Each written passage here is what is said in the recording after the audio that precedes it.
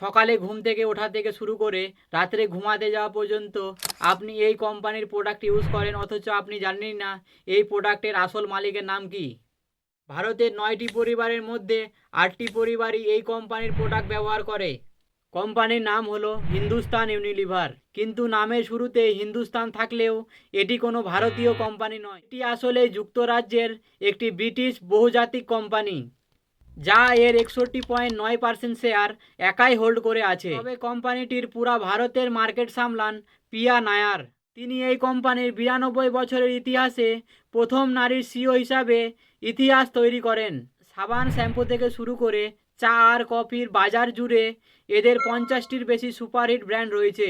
আপনি ভাবছেন আলাদা আলাদা কোম্পানির জিনিস কিনছেন, কিন্তু লাভ হচ্ছে এই কোম্পানির। আচ্ছা, হিন্দুস্তান ইউনিলিভারের কোন প্রোডাক্টটি আপনার ঘরে সবচেয়ে বেশি ব্যবহার হয় কমেন্ট করে জানাবেন। আর এমন চমৎকার সব বিজনেস তথ্যের জন্যে এখনই ফলো করুন।